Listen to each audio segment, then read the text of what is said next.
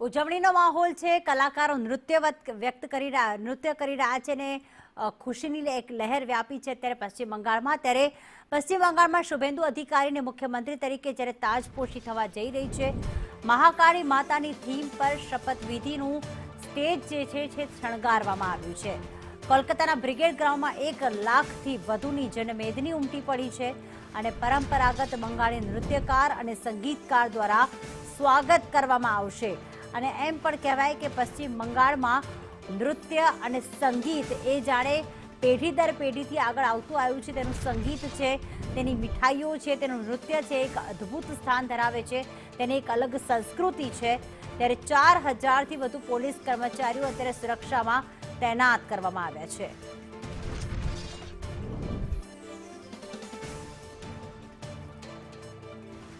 તો ન માત્ર પ્રધાનમંત્રી નરેન્દ્ર મોદી, ન માત્ર કેન્દ્રીય ગૃહમંત્રી અમિત શાહ, જેપી નડ્ડા હોય, નીતિન નવીન હોય, પરંતુ અહીંયા 20 રાજ્યોના મુખ્યમંત્રીઓ, एनडीए शासित राज्यों मुख्यमंत्रियों પણ આવ્યા છે।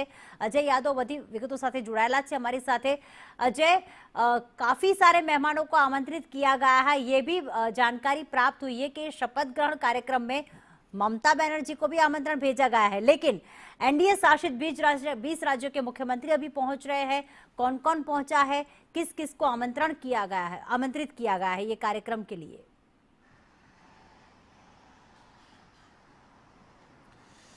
देखिए, अगर पूरे शपथ ग्रहण समारोह के मुख्य आकर्षण की अगर बात करें तो सीधे तौर पे न सिर्फ प्रधानमंत्री नरेंद्र मोदी उसके आकर्षण होंगे, गृह मंत्री जो कि पर्यवेक्षक भी हैं और खास करके पश्चिम बंगाल में पूरे जो चुनाव की कमान है कहीं ना कहीं उन्होंने संभाली थी। लगातार वो भी न सिर्फ रोड शो, रैलियां, जनसभा, तमाम सारे कार्यक्रम वो करते रहते थे, बल्कि जो छोटी छोटी सभाएं भी होती थी और खास करके पार्टी किस रणनीति से आगे बढ़े वो भी कहीं न कहीं अमित शाह करते हुए नजर आते थे।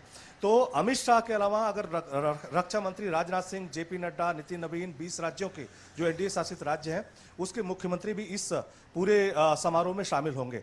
तो ये तो आकर्षण है ही, लेकिन एक खबर ये भी आ रही है कि कहा जा रहा है कि शुभेंदु अधिकारी अकेले इस पूरे शपथ ग्रहण समारोह में शपथ लेंगे मुख्यमंत्री के बतौर। उनके साथ कोई डिप्टी सीएम भी नहीं होगा और साथ ही साथ जो कैबिनेट है वो कैबिनेट भी शपथ नहीं लेगी। तो अभी तो इसी तरह की खबर आ रही है और इसकी सबसे बड़ी वजह यही है कि कहीं न कहीं भारतीय जनता पार्टी शुभेंदु अधिकारी के जो शपथ ग्रहण समारोह है उसको काफी भव्य बनाना चाहती है। और उसके बाद एक दूसरा कार्यक्रम भी रखा जाएगा जिसमें न सिर्फ डिप्टी सीएम का ऐलान किया जाएगा बल्कि जो कौन कौन कैबिनेट मिनिस्टर बनेगा वो भी ऐलान किया जाएगा। तो वो एक दूसरा कार्यक्रम होगा। इस तरह से कुल मिला के कह सकते हैं कि इस जीत को तमाम सारे दिनों में अलग अलग तरीके से काफी लंबे समय तक भारतीय जनता पार्टी सेलिब्रेट करना चाहती है। जहां तक राज्यों के मुख्यमंत्रियों की या गणमान्य व्यक्तियों के पहुंचने की अगर बात करें तो न सिर्फ जो महाराष्ट्र के सीएम हैं देवेंद्र फडणवीस वो कल रात को ही पहुंच गए थे, इसी तरह से सम्राट चौधरी पहुंच चुके हैं, नितिन नवीन पहुंच चुके हैं, रक्षा मंत्री राजनाथ सिंह पहुंच चुके हैं और धीरे धीरे जो स्पेशल फ्लाइट है या जो चार्टर्ड विमान है वो कोलकाता एयरपोर्ट पे पहुंचना शुरू हो गए हैं। और खास करके जो ब्रिगेड ग्राउंड है वो एयरपोर्ट से ज़्यादा दूर नहीं है, तो कहीं न कहीं सबकी नज़रें वहाँ पे भी टिकी हुई कि कैसे कैसे लोग आते हैं। लेकिन आम पब्लिक का जो जमावड़ा है या कह सकते हैं महाजमावड़ा ब्रिगेड ग्राउंड पे देखने को मिल रहा है। न सिर्फ जश्न वहाँ देखने को मिल रहा है बल्कि लोग अपने अपने तरीके से इस जीत को सेलिब्रेट कर रहे हैं। और कुछ लोगों का तो ये भी कहना है कि उन्हें लंबे समय बाद कहीं कहीं आज़ादी जैसा महसूस हो रहा है, वो लंबे समय कहीं कहीं घुटन महसूस करते थे। तो ममता बनर्जी को भी इस पूरे शपथ ग्रहण समारोह के लिए न्योता भेजा गया है, लेकिन संभावना ये जताई जा रही है कि शायद वो नहीं आए, क्योंकि जिस तरह की उन्होंने जीत की है और खास करके उन्होंने इस्तीफा नहीं दिया और एक पूरा जीत पाली हुई है कि ये जो पूरी जीत हुई है भारतीय जनता पार्टी की उनकी 100 सीटों की चोरी करके हुई है, इस तरह का आरोप उनकी तरफ से लगाया गया है। तो काफ़ी गुस्से में है।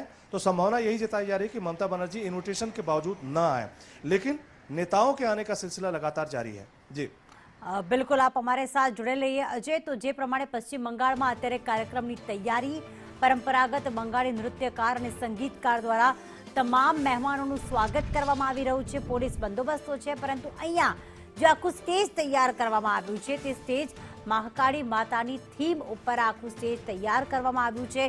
तेनी जे सजावट करवामां आवी छे એટલે માત્ર આ કહેવાય કે શપથવિધિ શક્તિ પ્રદર્શન તો છે, પરંતુ અહીંયા જે કહેવાય કે પશ્ચિમ બંગાળમાં એમ પણ જ્યારે દુર્ગા પૂજા થતી હોય છે ત્યારે માતાજીને લોકો વધારે ભજતા હોય છે, ત્યારે ભારતીય જનતા પાર્ટી માટે આજે ઇતિહાસ રચી દીધો છે. પરંતુ ઐતિહાસિક દિવસ એટલા માટે છે કારણ કે આજે પહેલી વખત ભારતીય જનતા પાર્ટીના મુખ્યમંત્રી જે છે તે પશ્ચિમ બંગાળમાં શપથ ગ્રહણ કરવા જઈ રહ્યા છે, મુખ્યમંત્રી બનવા જઈ રહ્યા છે. એટલા જ માટે માતાજીનો આભાર માનતા આજે માતાજીની થીમ ઉપર, મહાકાળી માતાજીની થીમ ઉપર આખા સ્ટેજની સજાવટ કરવામાં આવી છે. ને જે સંસ્કૃતિ, જે સંગીત, જે નૃત્ય, જે પશ્ચિમ બંગાળની એક ઓળખ છે, જે તેને અન્ય રાજ્યો કરતાં એક અલગ કરે છે, તે માટે આજે નૃત્યકાર પણ ઉપસ્થિત, તમામ મહેમાનોનું સ્વાગત કરવા માટે.